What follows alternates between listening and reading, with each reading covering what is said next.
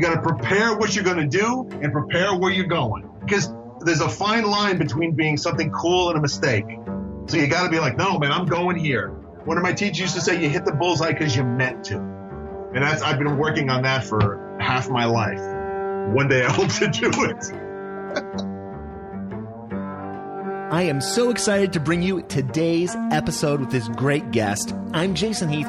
This is Contrabass Conversations, and we are chatting today with Charley Sabatino. And Charley's a veteran performer and teacher, teaches upright and electric bass, and he's played, you name it, jazz festivals, jazz venues in New York and elsewhere. He's been there. Charley and I go deep on so many topics. We talk about the art, science, and business of music, how he teaches improv and why it can be overwhelming for people, music theory, do's and don'ts in terms of teaching, so much more. I know you're going to love this episode. And I'd like to thank our sponsors, D'Addario Strings and Upton Bass. More on both of them later. But let's dig into this conversation with Charley Sabatino. Charley, how are you doing, man? Good, how are you? Nice. So this is the home studio here, looks like. There it is. There's the whiteboard. I love following along with that whiteboard. I love that you post all that stuff on Instagram and the like. It's really fun. I feel some real camaraderie seeing all those chord symbols marked out and the like. What it is, it's funny because I don't know what your background in this with people, but I find that there are some, what's the word I want to say? I use the term conventions for better or for worse, that people have ideas of what things are. And with music theory, there's this great love-hate relationship with people. Some people think it's like the worst thing you can have. And it's like, no, man, it's no different than grammar. You know, when you did grammar, you did grammar, you did your nouns, you did your verbs. I went to Catholic school. We did them forever, and it allows you to speak. And that's all it is. It's just the ability to get from what's here to here. That's all it is. Yeah. And people have this idea that it's like evil. I don't know why. They just get this feeling that it's evil. I'll never understand it. Yeah, well, it's that word theory or something. It provokes fear or suspicion or like, oh, I don't need that man or I don't know what it is. I think it is too. It's the way it's taught. My daughter is a music minor and she has this music professor that I don't even know what to say. He's so esoteric and so dry. I mean, I love this stuff, and I'd be like, I'm done. I want to be a dentist. I mean, he just destroys any chance of interest in the music. One of the things that they did is that they were teaching them about inversions, right? Okay, inversions are important, but instead of teaching them like, E flat on G, right? He's teaching them the Baroque figured bass. Mm-hmm. Mm-hmm. And it's like, I've been doing this for 40 some odd years. Outside of school, no one's ever told me to play a 5 of 6. No, they tell me an E flat on G. It's like, why don't you, especially to music minors? I mean, to a major, if you got to learn the history, I have no problem. But 99.9 times out of 10, you're going to have E flat on a G. I mean, that's what people give you. That's practical theory. That's theory you can use. And, one of the greatest things, I worked for a long time with this conductor named Cliff Colnut, who was also really active in the commercial music scene. He has a studio in Chicago and had a studio in New York for a period of time. And I remember looking at his scores, like Stravinsky scores and stuff like that. What did I see? E flat over G. He's writing all the chords in over all the classical composers. And I started doing that myself because that's useful. What's in the bass and what's the chord, right? It's a method of communication. Yeah. And some people get really, hooked up about, either not liking it or being so esoteric about it, it's impossible to use. Mm-hmm. It's crazy.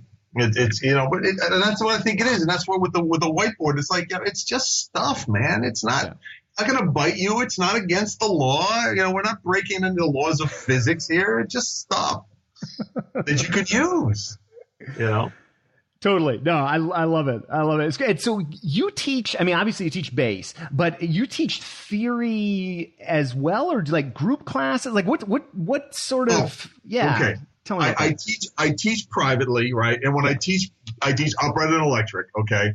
And I teach improvisation. Now I've taught improvisation privately over the years. But I also teach a workshop class. It's like 3 blocks from my house. I wanted to do something, going back to what he said about the theory. I wanted to get something where the fear and the intimidation of all of this went away. You know, in my career, I've had teachers, you know, that were like, what we just talked about with the esoteric theory. I've been thrown out of, you know, jam sessions because I didn't know one tune or something like that. I wanted to, you know, the whole idea about the art is that it has to be alive. If you alienate people, if I alienate you, you're not going to want to go farther, right? Mm-hmm. I'm actually having that issue with a student right now in college, and I'm trying to help her because the guy is amazingly alienating. So I said, okay, let's do this jazz workshop, but let's do it in such a way that I don't care if I get a classical player who's never looked at jazz but is interested, or if I get a person who regularly plays. Get them all in the same room and say, okay, let's talk about the things you need to learn. And it's the nuts and bolts of it. This is the harmony we're going to talk about. If you're going to play this, these are ideas. Like something as simple as if you're playing a melody, say if you're playing, you know, I don't know, Now's the Time, a Charlie Parker song. Okay, you have the melody in front of you. You can take liberties with it.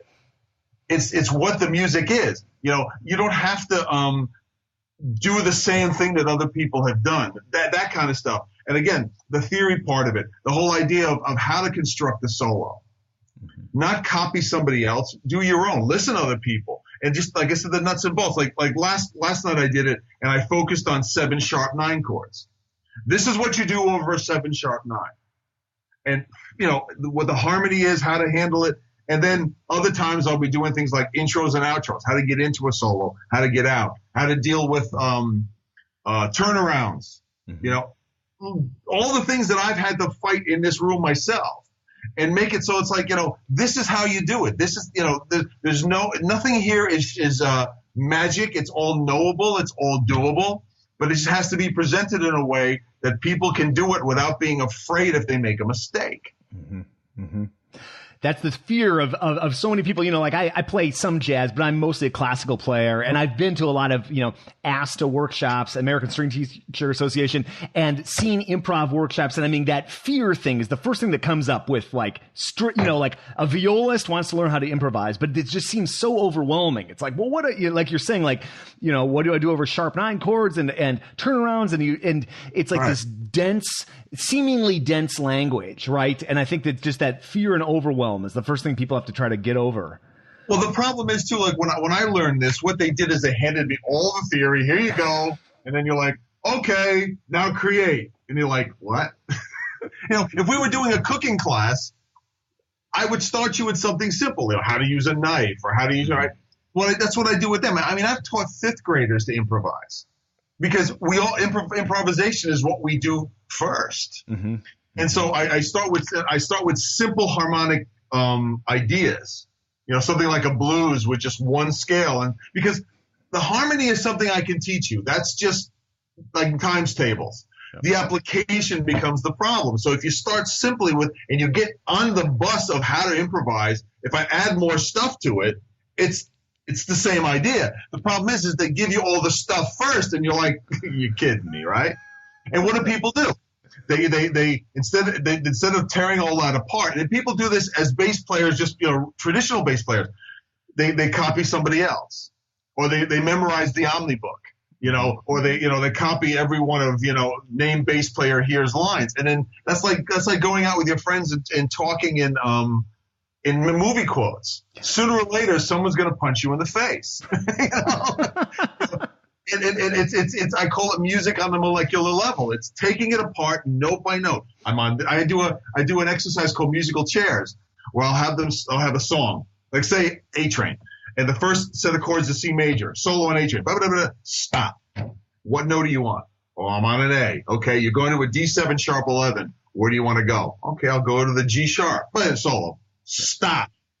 And just know what note you're on and what note you're going to. It's stuff that I've worked on, and sometimes not successfully, every day for the past, you know, however many years. And it's just working note to note. Because if you know what note you are doing note to note, you can never get lost and you always be creative. Mm-hmm.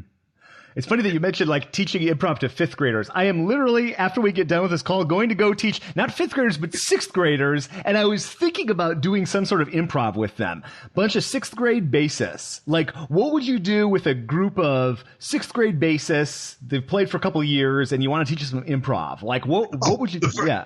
I would take one chord, like a C chord, something very simple. Give them the 3 or 4 notes you want to give, C major 7 or whatever. And have the thing that improv, a lot of people don't realize is that the key to it is the voice. Have them sing something. So I don't care if you're on pitch, just sing something and then try to match it. I had a very influential teacher who got me the idea of matching the voice to your hands. Just like if you and I are talking, if I ask you a question, political, philosophical, whatever, you have an opinion or an answer. You form it with the words of, in this case, the English language, and you give it to me, right? With the voice, with the music, it's the same way. You have a musical idea, and to me, the musical language becomes the voice is the first shot. Because since the brain is an infinite organ, it doesn't worry about, I can't finger that. It just comes out with it. And then you can match it with the voice. It's a very powerful, I teach this to all my students. It's a very, very, very powerful concept. So I would start it that way. Give them a simple 3, 4, maybe even a pentatonic if you want to go crazy. And say, okay, here's a chord, or even a blues. In fact, you could do it over Freddie Freeloader because it's one pentatonic. That's why I do that all the time. Say, okay, think about what you want to play. And then as they get better, say, okay, but stay away from the root. Stay away from the fifth. And force them to play the flatted third, the 11, the flatted 7. And then they start hearing the notes.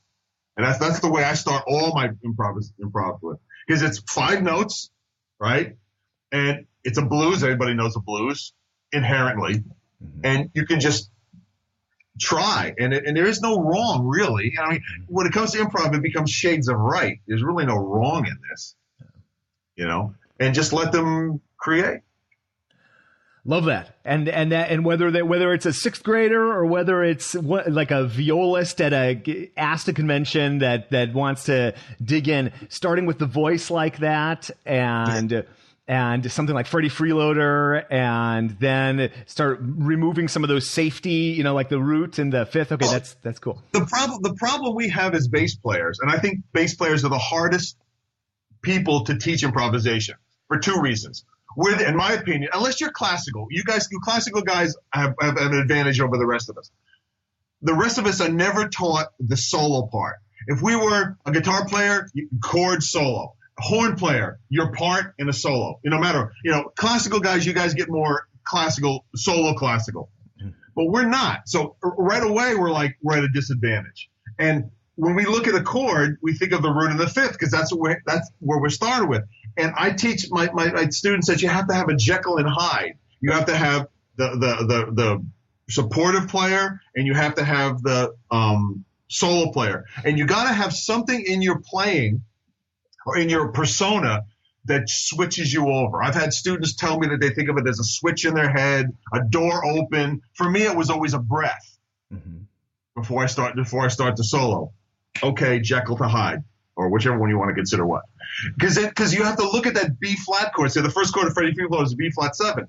You have to look at that chord differently as a soloist than as you do as a supportive role. Because you're on the front now. You're the front person.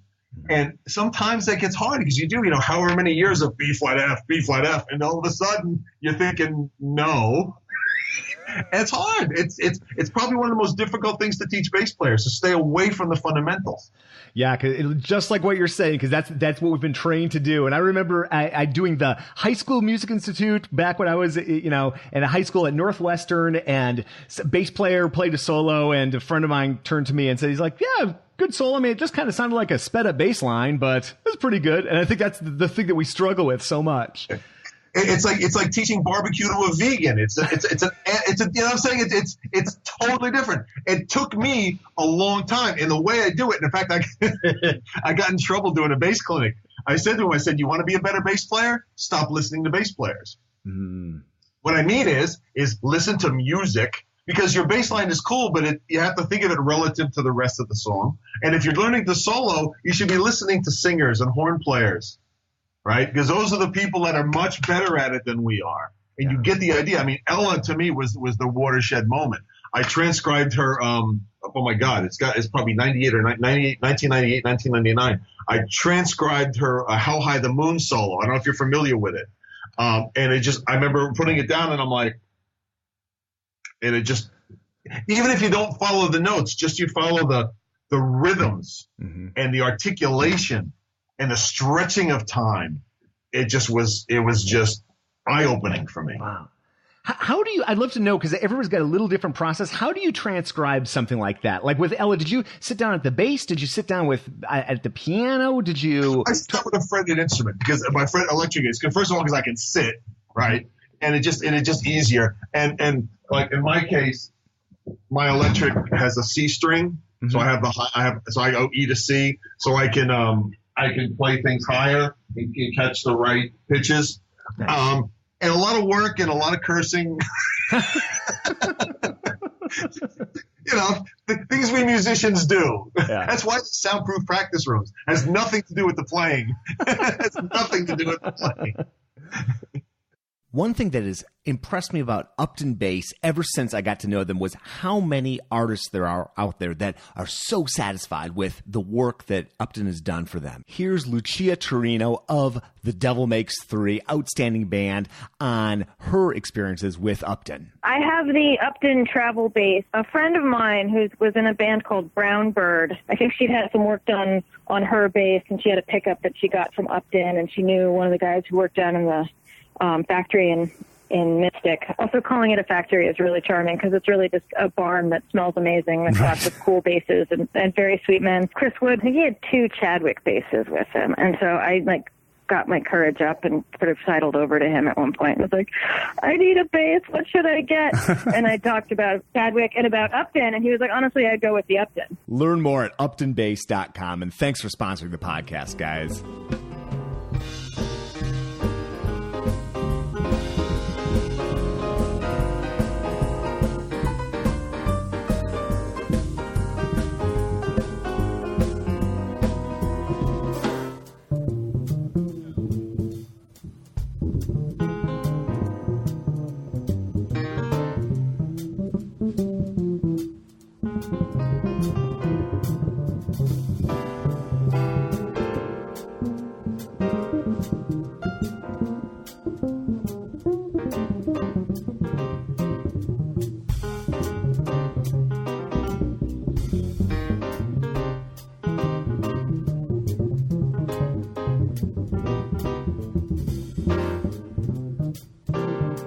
So like Ella, how high the moon? I got to go back and listen to that again.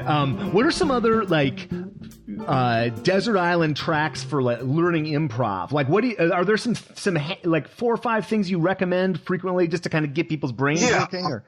The Freddie Freeloader. In fact, I just did a lecture at Manhattan College on improvisation, and I used that one. Because what I like about that whole album, Kind of Blue, why I like that album, aside from the fact that it's the highest selling jazz album of all time, is that they're all basic blues tunes, right? A lot of them. And they're all very different soloists. Like Freddie Freeloader, it's a blues tune, all right? Except for one chord. It's a basic blues tune. You have Win Kelly, you have Miles, you have Train, you have Cannonball. They all handle this song totally different, as if they were in different worlds. So that's one thing. Miles, Sonny Rollins' Saxophone Colossus, great album. The way he handles St. Thomas, again, not a difficult tune, but it's a tune that you can compartmentalize because of the way it's done. It's the way that way people tend to solo that way, Mm-hmm. He starts off by doing these it totally breaks that. So that works really well. Like I said, Ella, any of the vocalists, name a vocalist you like, Sarah Vaughan, any of them, they're a good place to start.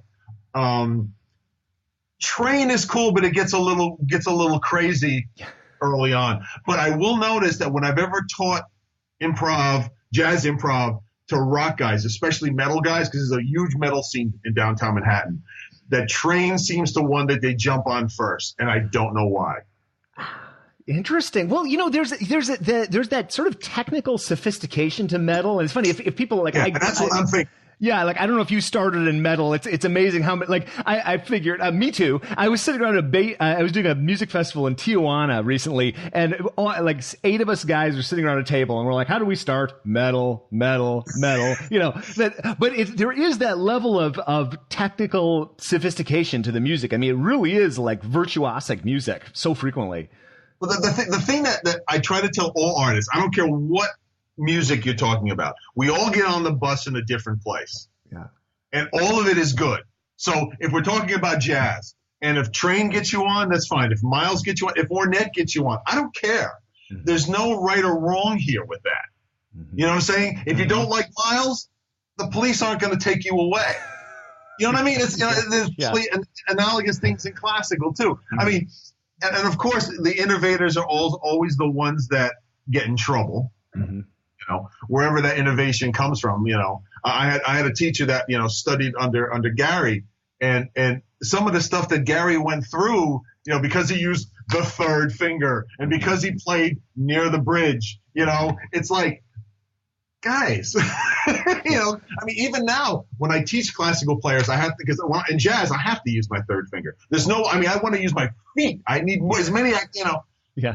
And when I teach classical players, I don't use it, and because even now in the universities of students I have, they don't use it, and I still don't understand that, because whenever I mention Gary Carr, they say, "Well, he's allowed to do that." And I'm like, we're not breaking the laws here, So I try to break down those conventions too, whether it be regardless of what we're talking about in terms of improvisation, and even in basic bass playing, is that it's all music and it's all good and it's all hip, and whatever you like is valid. Now, unless I'm hiring you for a gig, which is when money's involved, it becomes a totally different animal. Yeah. When it comes to art. Yeah, it's and the instrument it continues to evolve so rapidly. I mean, it's like the bass scene is different now than it was even 12 years ago. It's one of those radically changing instruments. It's kind of exciting to be part of it. Yeah. I mean, just in the fact of my silent bass, mm-hmm. I just got that, early this year, or late last year, excuse me. That alone has made gigs in Manhattan possible in some places. And it takes me about a half a tune, and I don't realize that it's not my bass.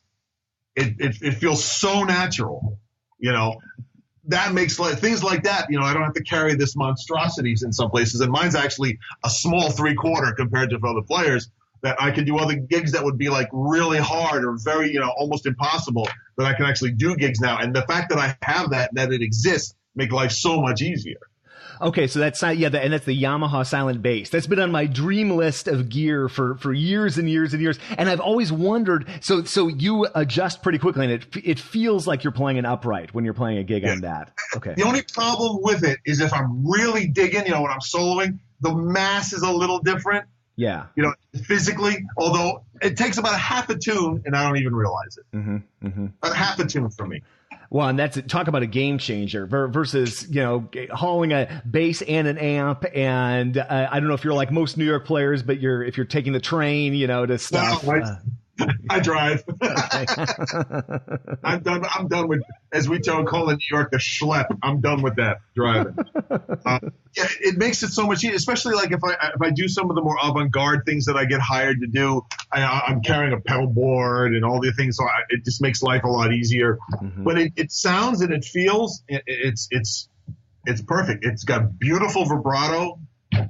The only thing I did to it when I got it is I put Spiracores on it because they had lighter strings, and I brought it to my tech guy and he lowered the nutter scooch because I have a light touch. It's beautiful. I schlepped it all over Europe last year. It was wonderful. Wow. Stuck it in a coffin case and checked it.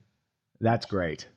Yeah. And anything to make the travel is never going to get easier, only stay the same or get harder. So that's great. Yeah. And I rented a bass in 2015, and that was a horror show.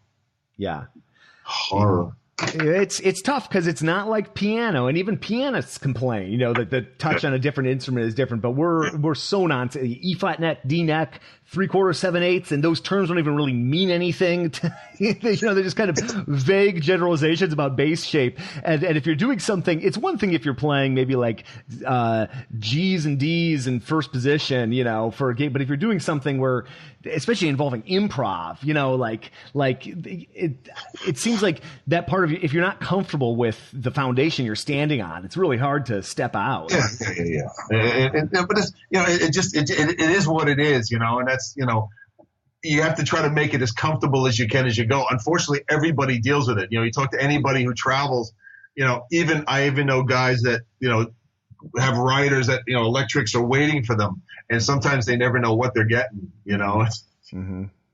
Do you do a lot of traveling these days? I have. I don't do a heck of a lot of it because it's financial. I was working on with a group with a partner doing some stuff through Europe, but it all depends on where it goes. I was supposed to do other travel later in the year, but it fell through.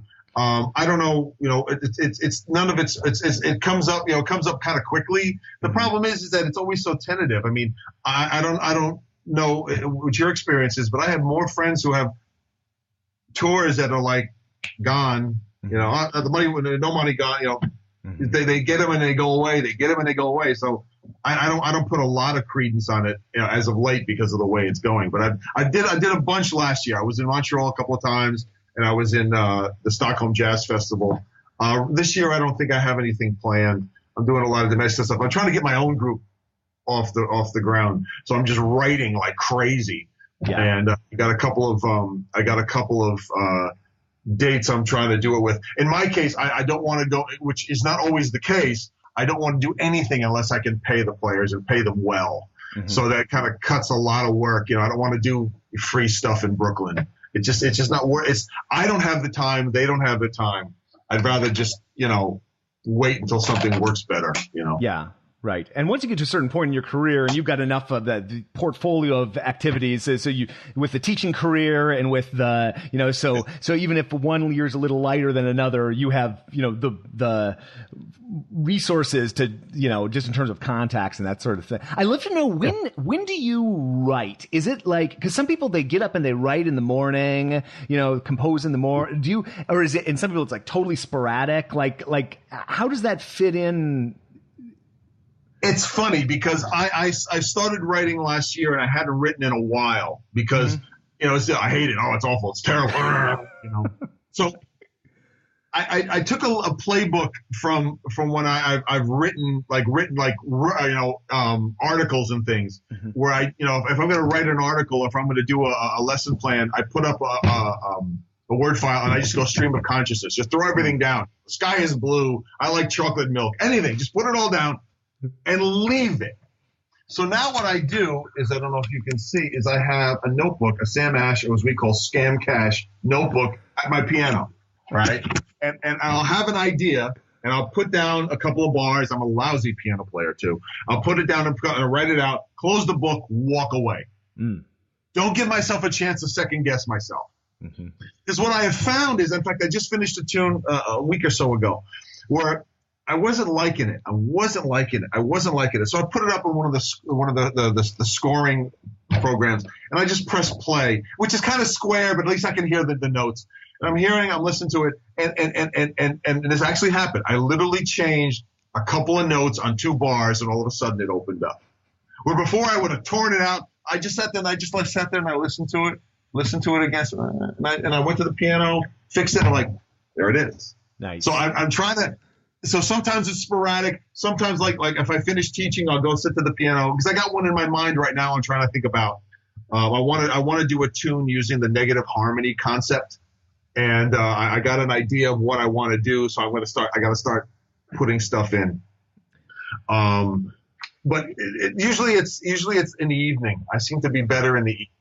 Okay. Yeah. Okay. Interesting. Well, and I love you guys. It's like that creative voice and that editorial voice, like just staying in that. Yeah. Like, I know 100%. Yeah. You know, it's. I saw a great cartoon, and I tell people all about it all the time. Is this woman playing violin, and there's all these like bumps. Like, oh, she's amazing. Oh, she's effortless. Oh, she's so fantastic. Then the next one is her playing again with a thought bubble. I suck. You know, it's we all have that, right? So you have to be able to put it down and turn off the edit guy. At least for a day, because if not, nothing. You end up with nothing, you know. And it's horrible. And I took a half a dozen of my tunes, and I hired a piano player, a good friend of mine, a Juilliard grad, Chris Forbes, great player. And I paid him for an afternoon. I said, "Let's play these. Just play heads, ins and outs, so I can hear in my head what I think is." And it was all what I thought. And he liked them, which was cool because I want to work with him. But everything I thought that was in my twisted mind is exactly what was there.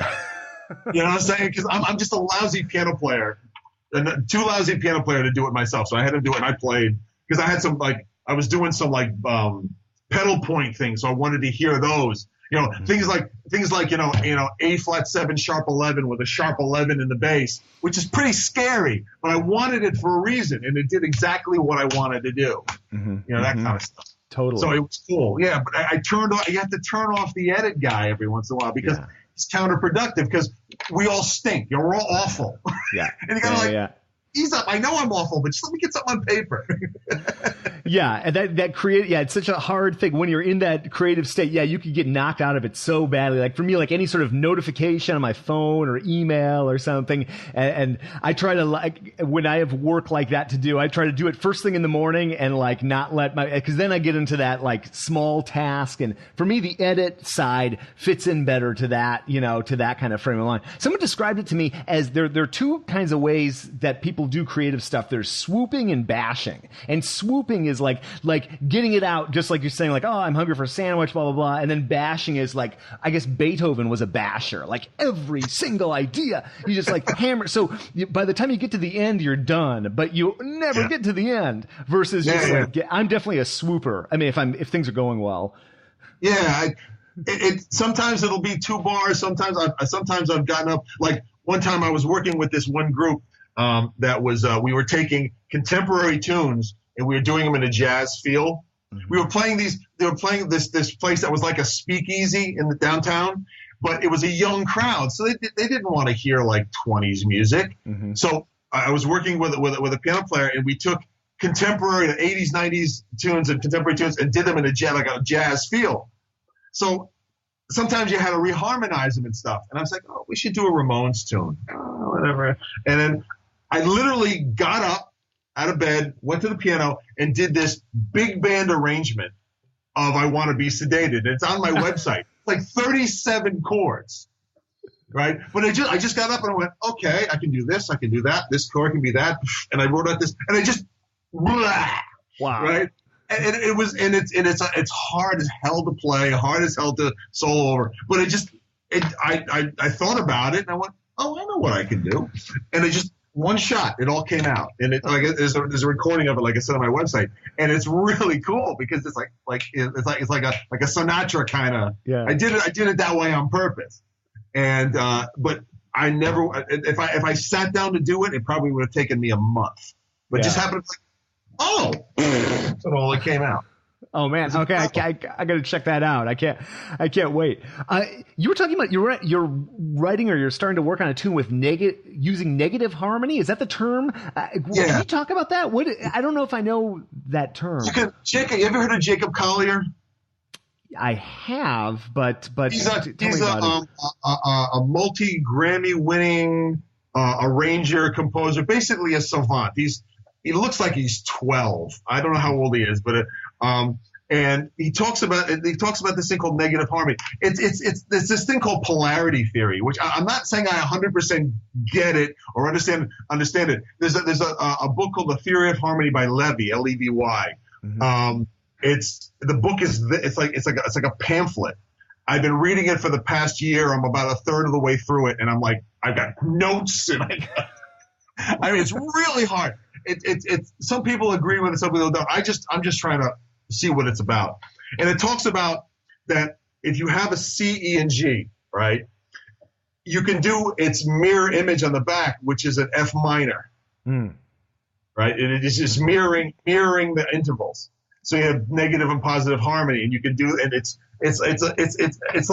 like seventh chords. Like if you think of if I can remember how it was, it's like a seventh chord. C seventh is the same as a D half diminished on F. Okay. You know, and it's like, it because it's mirror image, and it's, and what I want to do is I want to write something and see what it means. And sometimes that comes out as a tune. Yeah. You know, I mean, I've done this before. When I did my thesis, I had to compose some music, and one of the compositions turned out to be an exercise my proctor gave me, and it turned out to be a piece. So I'm going to try this just to see if I can flush it out, and then maybe it'll come to a tune. You can find, I've seen people have done tunes using the negative harmony, and it's very interesting. You can find them on YouTube everywhere. It talks about basically as you have the overtones, right? The overtone series where you cut the string. Then they have the undertone series where you multiply the string, which doesn't exist in real life, but they're theoretical. And then they have this they call the Pythagorean table. It's stuff I read when I start like really feeling good about my playing or good about my level of musicianship. I read this and I'm like, I have no idea. You know, it's like kicking it. Oh, I'm feeling pretty good about myself. Let me read this book. Yeah. It's really hard. I'm just trying to keep myself going because if not, you get stuck. You know, we all know players that are in that rut. We all have students that are in that rut, and I'm trying to do everything I can not to do that. You know, and things like this, Jacob Collier's hot right now, so I'm trying to find out what it's about. Whether I agree with it or not, whether I can use it or not, I don't know. But I'm trying to, you know, it's an exercise for my own, you know, gray matter. Yeah, no, I love exploring, and I bet people listening are going to run to the piano and try to like figure out those shapes. You know, I was talking to there's a bass player in London named Chris West. I just interviewed him for the podcast. He did a new book on thumb position, and I never realized this, but he was describing it, and I tried it, and it's true. If you take a minor arpeggio in thumb position, you go like G to B flat to D, D to G. Those are identical spacings. In terms of like if you put your thumb on G, third finger on B flat, let's say, then you put thumb on B flat, third finger on D. So now you got the major third, right? You had the minor third, you got the major third. But then because of the change, it's the same space. Yes. Oh, okay. Yeah. Which is once you start to think about that's kind of amazing, right? Your mind starts to explode. Yeah. That's when you go to bed and you're like. That's what I've been doing though. I literally, like he described it. I'm like, yeah, I don't know if does that work? And then like I started to think through it and do it. And now I've just been seeing that image in my mind, like walking around. Hey, Jason Heath, this is Daniel Kimbrough with the Jerry Douglas Band, among others. It's nice to talk to you again, man. I wanted to talk about D'Addario strings for just a second. Any working bass player these days knows that versatility seems to be the key. A lot of folks that we're playing for aren't just playing one type of music, and a lot of times if you're gigging around town, you're playing a different style of music each and every night. The thing I like very much about D'Addario strings is throughout their line, from the Kaplan to the helicore stuff, it's all really useful in different settings. But if I don't have time to change strings to get a particular specific sound that I want, I can get what I need out of just about any of their models. I really like the Kaplans for Arco stuff. And for older, more punchy, you know, straight-ahead jazz gigs or even bluegrass gigs, they just don't have a lot of afternote pits zing. And that's really useful, especially in front of microphones in the studio. And again, they just start so easily with the bow. And then right now on my instrument, I have the helicore hybrid string on, and I went away from the helicores for a long time. But I swear, man, they just bow so easily. I don't know if they've changed the damping in them or what it is, but lately I've just been really loving that string because with the Jerry Douglas Band, we've got a 7-piece band. We've got a full drum kit and 2 electric guitar amps and 2 horn players and a fiddle player that sounds like a Hammond B3 organ. And so I need a lot of sustain. I need a lot of punch. And that's what those helicore hybrids give me. And I will also say that for a few gigs, I've been trying out the Zyx string, which is a synthetic core string, as many of your listeners will probably already know. But the Zyx is a really cool string. It took me a minute to get used to it, honestly, but it's very similar to an obligato, I would think, or maybe even an Ava Perazzi, if those are models of strings that maybe some folks are a little more familiar with. Again, they start easily with the bow, but they have a really cool, just sort of gut-like attack to them. And I'm looking forward to experimenting with those a little more whenever things calm down and I've got time to throw a few different sets on the bass and see what's what. But anyway, I hope that helps. I would also like to add that Lyris and all the folks at D'Addario have been just so kind and gracious. And, you know, anytime I have a question, I get a response literally within, minutes. Anytime I need to order new strings, they're right back to me ASAP. And that's really comforting for a touring musician. I've had them ship things to me on the road. I've had things waiting for me as soon as I got home because I needed to change strings quickly and get to the next tour. So I can't say enough about the people behind the scenes at D'Addario, let alone the quality strings that they produce. I hope you're doing well out there in San Fran, Jason. I look forward to seeing you soon. Thanks for having me on again. See you later. Were you at NAMM this year? Yes, I was. Yeah. I wasn't able to make it this year, but I typically am there. That was my first one. Okay. Yeah. Wow. Okay. One of my favorite images of NAMM is just like looking at the people trying out drum sets, and you just have people haven't been to this.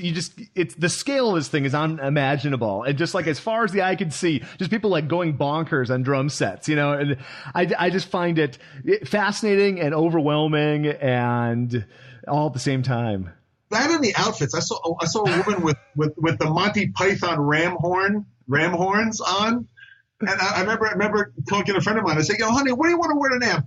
I think I'll wear the ram horns today. That's a good idea. It's the only event I've been to music industry related where people are literally running around in costumes, cosplay. It's a thing. That's what blew me away. I mean, I can understand someone being rock and roll, but the cosplay stuff. I saw one guy like as a gladiator. I'm like, what? Where does that fit? It's all good. But it's an amazing thing to me, just like the scale, especially like coming from the classical world. And I think about the music industry, if we want to use that term, and to me, the first thing I think about is orchestras. And going to that event makes me realize that my experience in the music world is like 0.1% of the music business. And all these people, like, it just sort of blew my mind. And then I was talking, the whole gear thing is its own world. I'm not a super gearhead.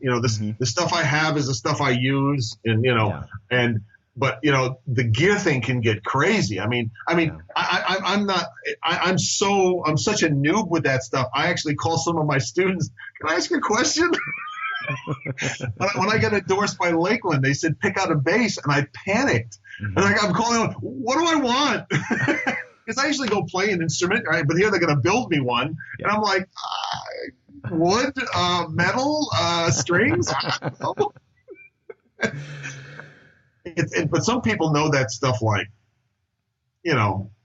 I remember sitting at some of the after hours, like at some of the events, and some people I know that I'm friends with, and they're talking. And I remember I went to one. I said, I have no idea what you're talking. I said, I'm a musician for 40 years. I said, I have no idea what you're talking about. Signal ratio. I just pick up the instrument and I play, man. That's it's crazy. It's a whole other world. I've always been nervous about that world because it can be a very expensive world if you get into it. It's like getting into professional photography or something. Yeah. And what happens is that when you go from player to collector, I have a lot of people that are collectors. They're like, oh, I have this. I'm like, okay. That's when it gets ugly because you can start. You think about vintage. think of just double basses. You can go 30 grand. You can go 50 grand. You can go 20 grand on a bow.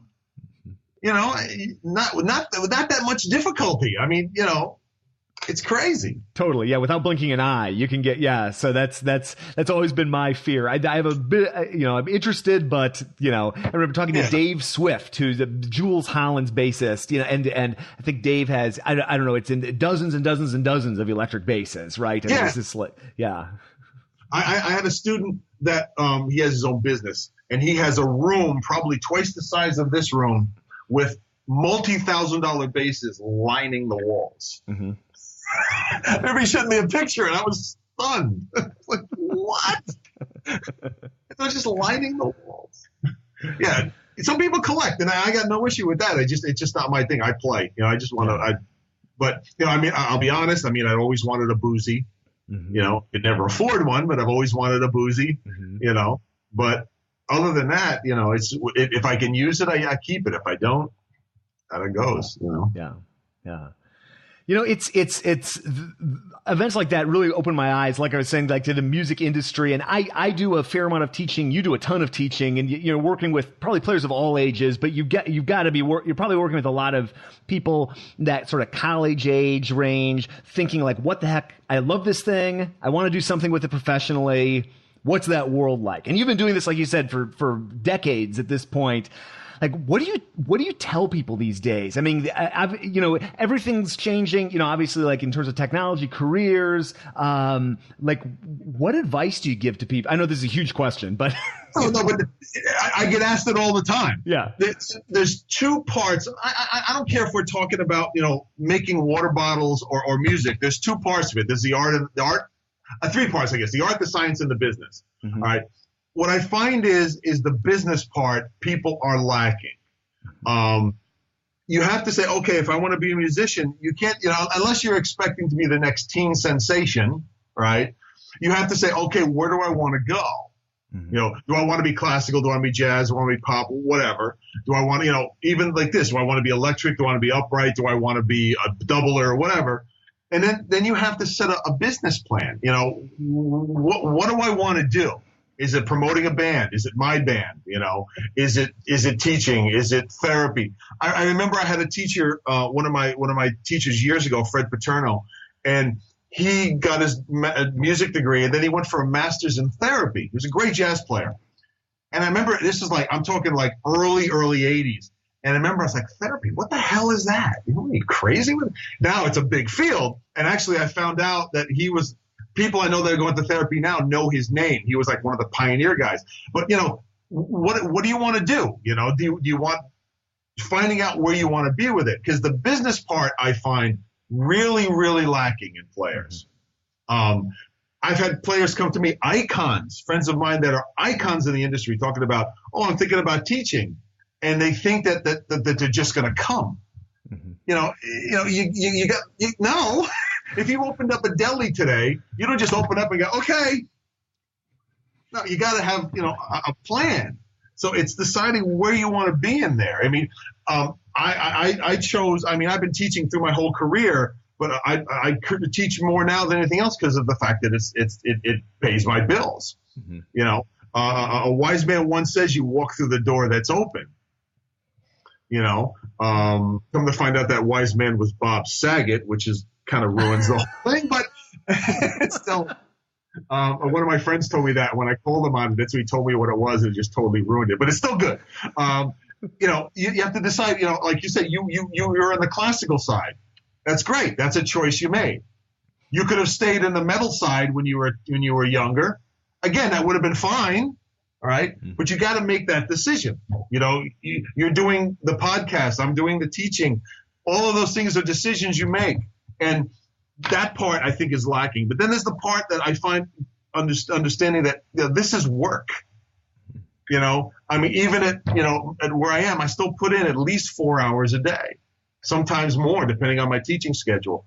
And I just put a post on Facebook today. I said, what are your long and short-term goals in the woodshed? You got to have goals. You know, and all of those three things I talked about have goals: the art, the science, and the business. And they have to be lofty. It can't just be, oh, I'm gonna be able to play, you know, the countdown solo. Yeah, that's not really a goal to me. You know, and that the goal-oriented career has to be there, regardless of what it is. Yeah. I love that. Art, science, and business. That's a great. And you had something similar on the whiteboard. You had but it was bass related. I love the three. I'm a big fan of threes too. Yeah, but it was like tone, tune, time. Oh yeah, right. One of my teachers talked about intonation and how it would be upright. It's tune, tone, and time. That it's like the remember in earth science, you had to get a fire, you had to have flame, spark, and oxygen, right? Yeah. It's the same idea. Just because your finger's in the right place, if it doesn't sound good for whatever reason, or your time is messed up, it's still not in tone. So it's the tone of the instrument as well as everything. Because I get people, when I play fretless, so they play like, I use a tuner, I know where I am. That's not intonation. Intonation isn't a place on the board. Intonation is tune, tone, and time. That's the whole part of the science of it. It's not just where you put your finger. It's all those other things. Whether it's arco, pizzicato, even on a fretted instrument. Yeah, tune is set, but tone and time aren't. Right. Trumpet, same thing. Tone is set, but tone and time aren't. All of those things take it. And tone is not an EQ setting. Tone is us. You know, for years I've had this bass for many, many years. People say, it's a loud bass for the size. It's a loud bass for the size. And I'd be like, no, it's not. Something must be wrong with the instrument. No. Now it's loud as hell, but it all comes with, playing properly and knowing what you are. Again, going with the ear thing, knowing where your intonation is, that, it's not a place on the board. It is what, it is what it is. If you think too much physicality on it, you lose the concept of correction, although the concept of you're playing a C, but if you're not playing a C over a C chord, you can't sit there and say, I'm going to match it. No, if you're playing a C over a B flat 7, a B flat 7 flat sharp 9 chord, or I'm sorry, B7 sharp flat 9 chord, excuse me, it's not going to match. It's going to sound ugly, right? But it's still a C over a B7 flat 9 chord. So it's that kind of stuff, and that's why it's the tune, tone, and time. You got to know. Yeah, and like you said, you don't know where things are going to move even with the. I remember chatting with a pianist friend of mine named Mike Coker. He would play with James Moody every time James Moody came to town. Well, Larry Gray, Chicago bassist, great player.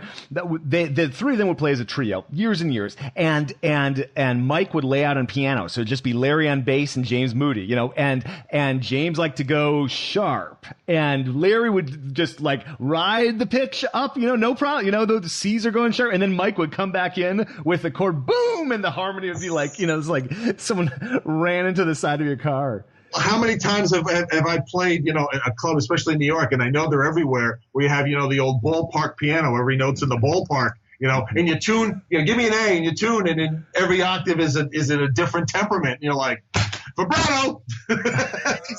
you vibrate everything and pray, That's all part of it, Or going back to records, you talked about records. You just reminded me of one. Sonny Rollins has one. It's live. I remember it. Live in Stockholm, 1959. No chordal instrument, and it's great because there's no chordal instrument in it. It's just bass, drums, and horn, and it's a great album for learning what to do when there's not. You're there. You got to be there and not be there at the same time. Just reminded me of saying that. Yeah, there's so much. I missed a lot of that because I was so worried about where my hands were and all that. And it's not that. Everything has to be proper in terms of posture so you don't get hurt. But you gotta know where that A is before your hand touches the board. Yeah. You have to know what that A sounds like. And I'm not saying I have perfect pitch. I'm far from it. But you still got to know what that A sounds like, especially if it's going over an A minor 7, right, or an F chord or whatever. You got to know, and you can't guess, especially in improv, because if you're going to go out, you got to know what in is.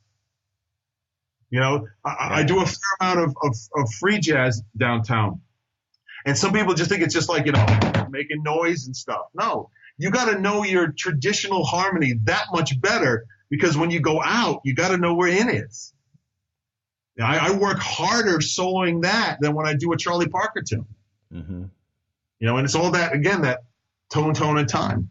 Yeah. To go out, you got to know where in is. That's a good t-shirt. We should print some of those up. Yeah.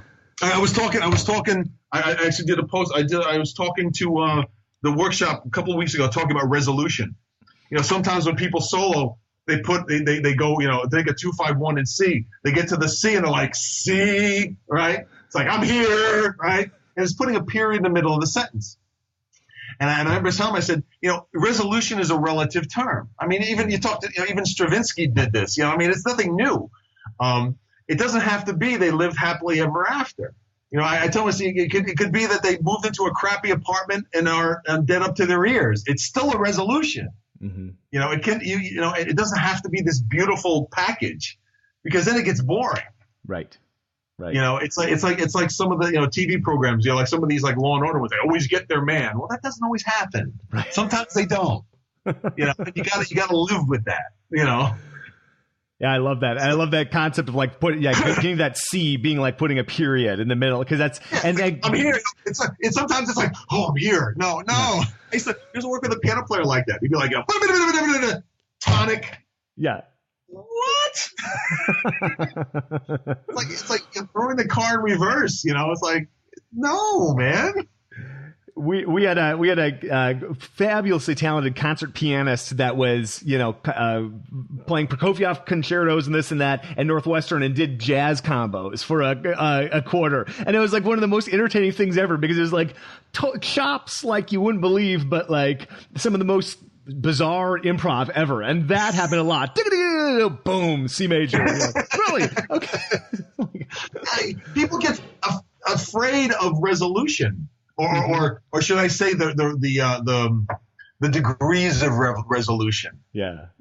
I've resolved on a sharp 11. I've resolved on flat 9.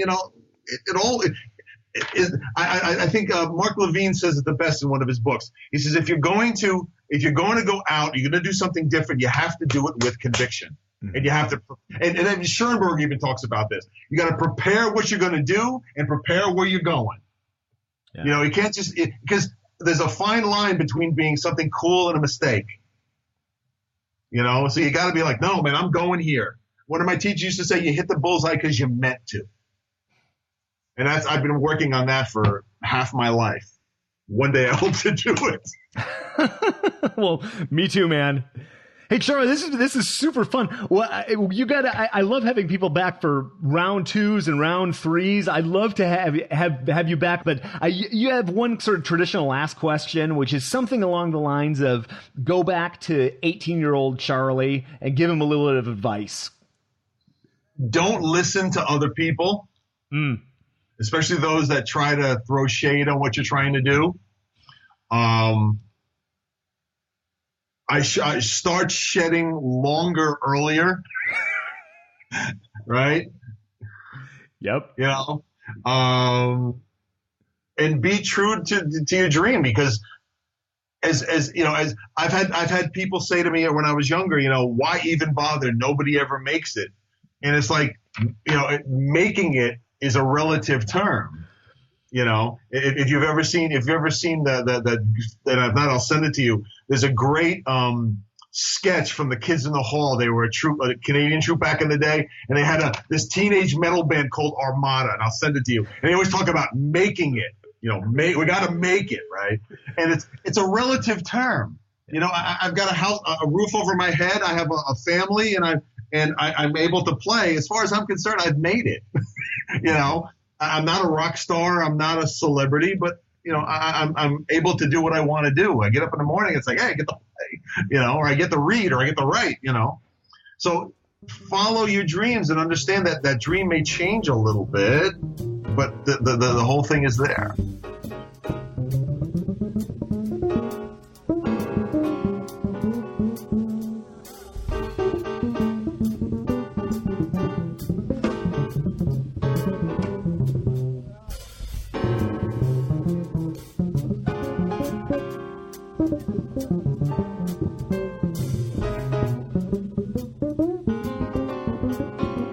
Charley, thank you so much for chatting with me. Folks, learn more about what Charley's up to at his website, charleysabatino.com. And be sure to follow him on Instagram and other social media. He's doing great posts, and I love how he posts his whiteboard and how he's teaching theory to people. And it's very inspiring to me, and just what he's up to in the music world is inspiring. So thank you, Charley, and thank you for listening to this. If this is your first episode or your 480th episode, I just want to thank you so much for joining this conversation and this podcast and this mission, bringing the bass world together. It's what we're trying to do here each and every week. And I would love it if you subscribed to the podcast, which you can do for free, and information on how to do so is at contrabassconversations.com/subscribe.